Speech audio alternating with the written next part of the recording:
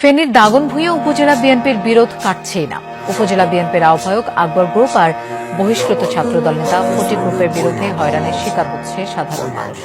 সবশেষ বিএনপির vice chairman Abdul আওয়াল মিন্টুর পথসভায় বাধা হয়ে দাঁড়ায় নিচু দলের অনুসারীরাই। ফেনীর টক অব দ্য ডিস্ট্রিক্ট আলোচিত বালুর ট্রাক দলের ভাইস চেয়ারম্যান আব্দুল আওয়াল মিন্টুর পথসভায় বাধাগ্রস্ত করতে দাগনভূঞার 0 পয়েন্টে বালুর ট্রাক দিয়ে প্রতিবন্ধকতা তৈরি করে দলেরই লোকজন। ঘটেছে হামলার ঘটনাও। এমন ঘটনার জন্য প্রতিপক্ষরা মিন্টুকে নয়, দুষছেন মিন্টুর ভাই উপজেলা বিএনপির আহ্বায়ক আকবর হোসেনকে। আমরা ঐক্যবদ্ধ হতে চাই, আমরা মিন্টু সাহেবকে সার্বজনীন অভিভাবক হিসেবে রূপান্তরিত করতে চাই, কিন্তু উনি ওনার একজন ভাইকে শাসন করতে পারেন। আকবর সাহেবের লোকেরা অতর্কিতভাবে আমাদের উপরে হামলা করছে।